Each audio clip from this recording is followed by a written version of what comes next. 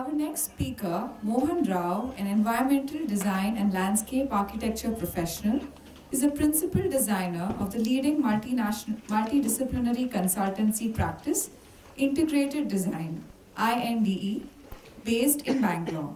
His core expertise is in the field of environmental design, regional planning, and disaster management, heritage conservation, and master planning.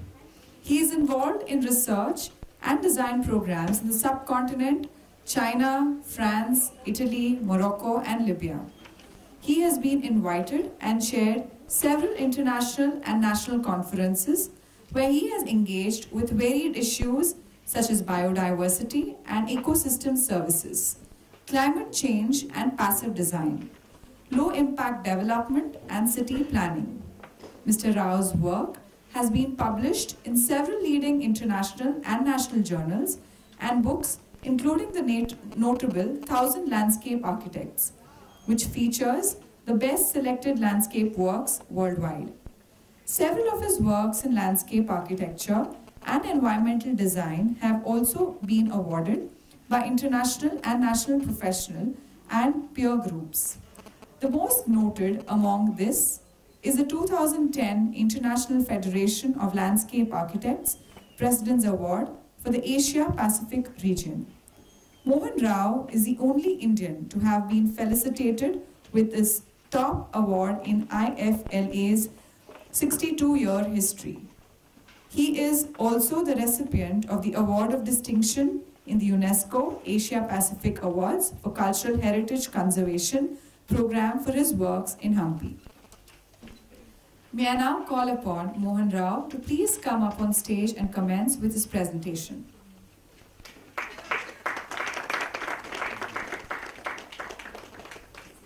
By Mumbai chapter. First, they put me before lunch, and then they put me after Dr. Kulkarni, which is a very, very unfair thing to do, because he really stole the thunder out of my presentation. Okay, so it will, a word of warning also, since I'm also the only inside professional from landscape, I'll have a few not very kind words about landscape architects or architects. So please bear with me on that. So the notion of water, which has been touched upon by Mr. Bedekar and Dr. Kulkarni, and which will also be expanded by the other speakers later in the day. A lot of it comes from our ideas of expressions of these water as a feature. Now, those expressions can be temple tanks, can be serais, can be wells.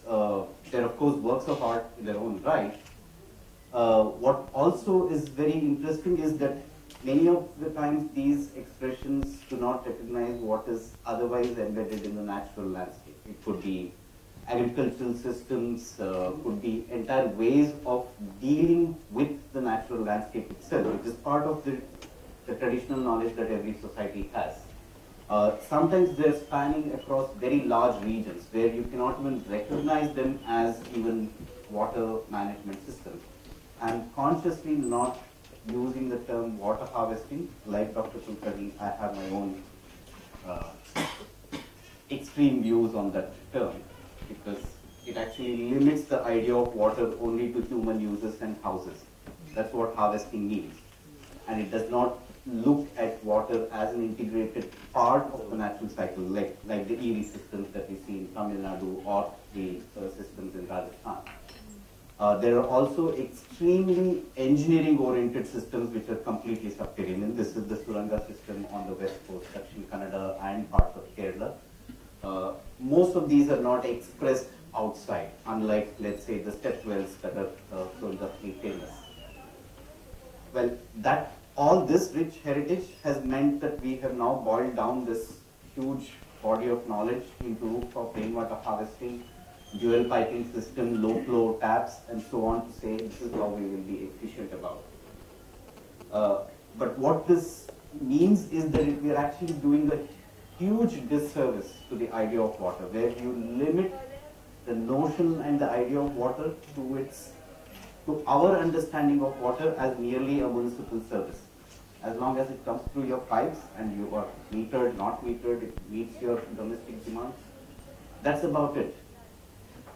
Now, there has also been a lot of scholarship on the notion of water vis-a-vis settlements. Now, of course, the river valley systems, the civilizations are so famous.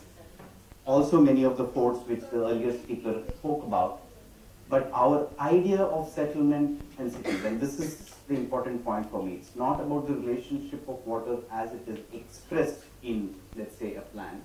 It's also the idea of the settlement and the city itself, which is always centralized, which is defined by a fort wall, which is defined, it could be religious, it could be expressing senses of power. It doesn't matter what that expression is, but there is always a very physical, a very visual expression of this, and that is very, very strong. Whether you see whether Fatehpur Sikri, Shahjahanabad, Lutyens Delhi, they are all about expression of a certain idea and a certain power, which is very physical, very visual, something that is very tangible. And that, of course, gets cleaner and also loaded with much more theory as we progress in our architecture and town planning after we have Chandigarh. But they are all limited to tangible surface expressions.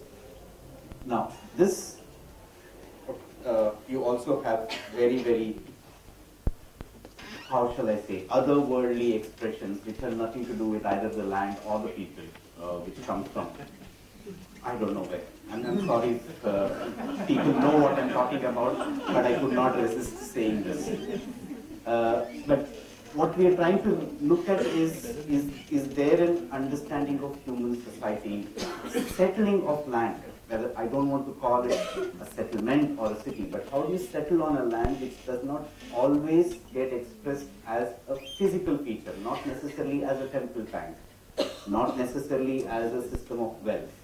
Now, this is one such case study. I'm not saying this is the only ultimate one. Our geography is replete with examples like this, probably hundreds of them. Across the world, there are many, many other good examples, but my own involvement in Hampi is something that has gone back for over 20 years, is for us to actually understand the idea of a city and how it settles on a land. How is the land settled for human uses? Now, it is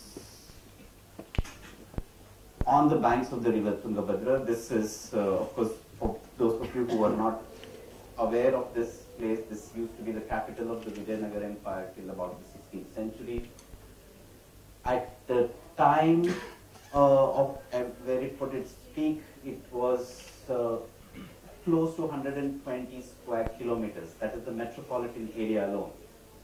It had a population of 600,000 people, 6 lakh people, which made it the single largest urban conglomeration anywhere in the world at its time, larger than Lisbon, London, and Paris of that time. But what's very interesting is that, like Dr. Kulkarni mentioned, that and I'll keep saying this because he's really taken many of my points. So the river Tungabhadra itself is actually not used directly for any of the water needs of the city. There are some peripheral uses of agricultural system. Many of those agricultural canals are even today functioning.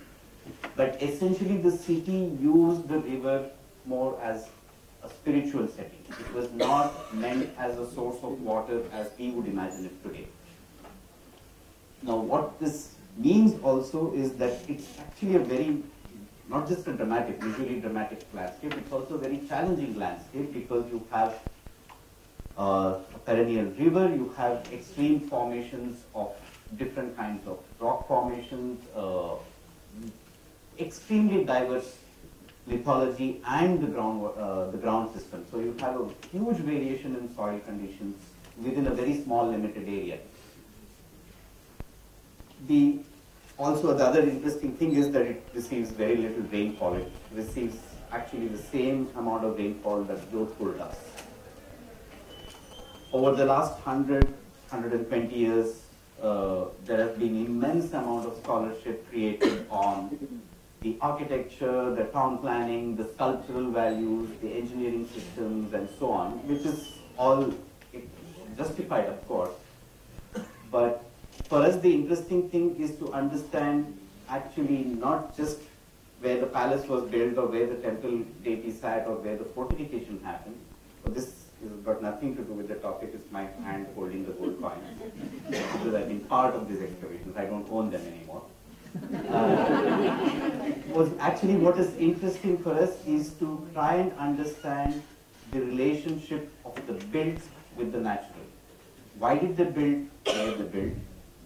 What was the relation of these built areas, the settlement, with the larger regional settlement, not just with the river, but with the land and the landscape in a much larger scale? And was that on purpose? Of course, it should have been on purpose, otherwise the civilization would not have survived the way it did. And also, how did it sustain itself, like I said, purely on rainwater? So I'm not going to use the term rainwater harvesting, but dependence on rainwater as a source and not the river water. So there's a whole lot of documentation we've done, so I'm just going to show snippets of it from here and there. It was also interesting for us to understand the chronology of development. It was not unlike Shah Jahanabad or Fatehpur Sikri, just conceived by one emperor and built in 1 or 2 decades. It developed over. The first settlement happened in the 8th and 9th, 6th century to 15th century, close to 10 centuries of development. And it is kind of what I would like to very nicely use the term colonize the land. Colonize not in a negative sense, but use the land in a way that is beneficial to you, but you do not also destroy the potential that you're depending upon. So this is the landscape that you have, which means that this is one of the few places where you cannot draw a plan of something easily like you can draw of Shah Jahanabad or say Jodhpur Fort or something, because there is no central node. There is no one single area that I can take a circle and say this is the city, because the city actually occupies the entire landscape.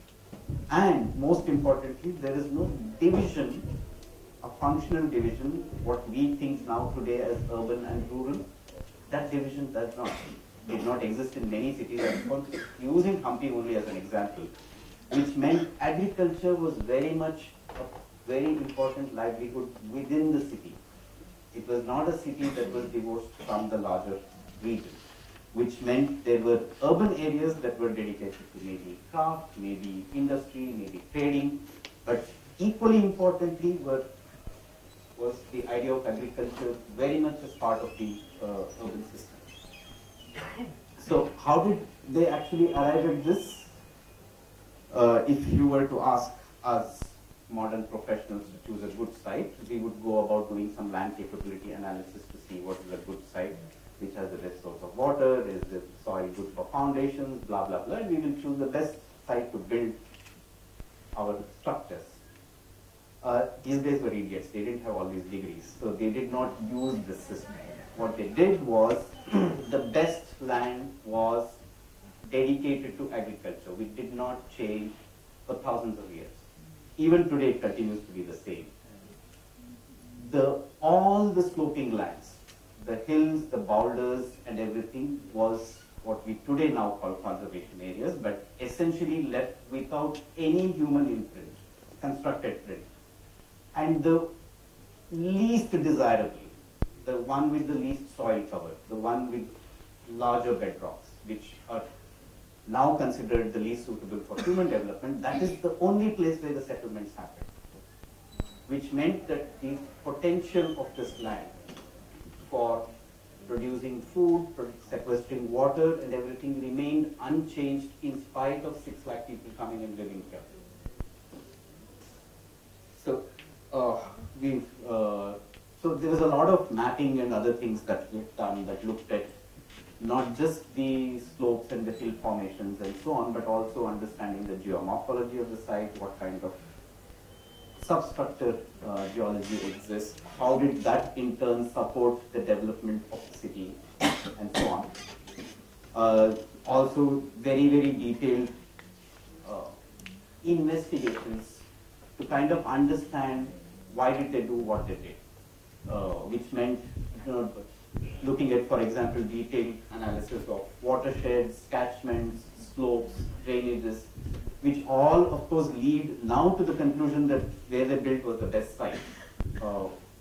I doubt it if they had AutoCAD and satellite images there, but they still came to the same conclusion as we did, that they did select these as the best places to build in a way that did not compromise the capacity of the land.